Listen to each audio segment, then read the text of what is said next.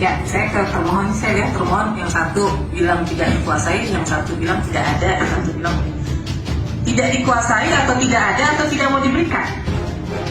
Tidak bisa diberikan dalam bentuk yang diminta pemohon. Ini beda di konteksnya.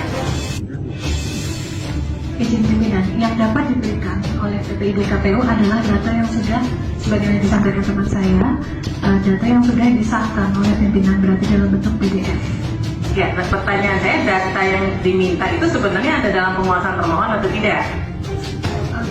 Sejauh ini yang bisa kami sampaikan adalah... Saya tidak tanya yang bisa disampaikan. Saya tanya data itu dalam penguasaan termohon atau tidak. Saya kan tidak tanya yang bisa disampaikan. Gimana sih? Ini nangkap pertanyaan tuh gimana ya? Saya tanya data yang diminta itu, informasi yang dimohonkan itu dalam penguasaan termohon atau tidak? Ini statement ini direkam loh ya. Itu dimintanya sampai ke tingkat desa, sampai ke itu. Dalam penguasaan termohon atau tidak? Mau terlepas nanti dikasih atau enggak? Belum ke situ, dikuasai termohon atau tidak?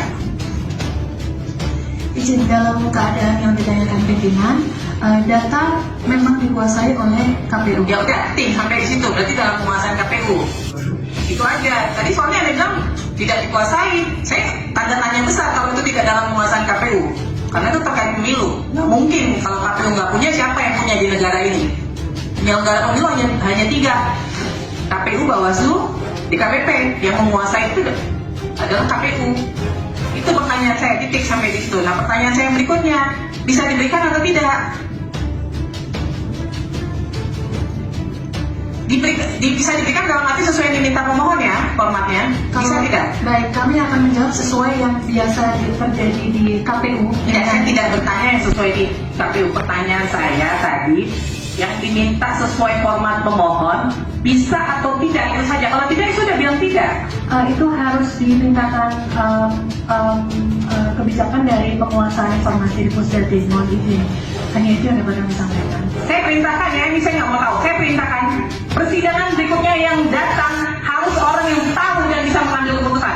Saya nggak mau yang datang bilang nunggu nanti saya harus tanya dulu. Lo nggak pengen terima kuasa kalau begitu.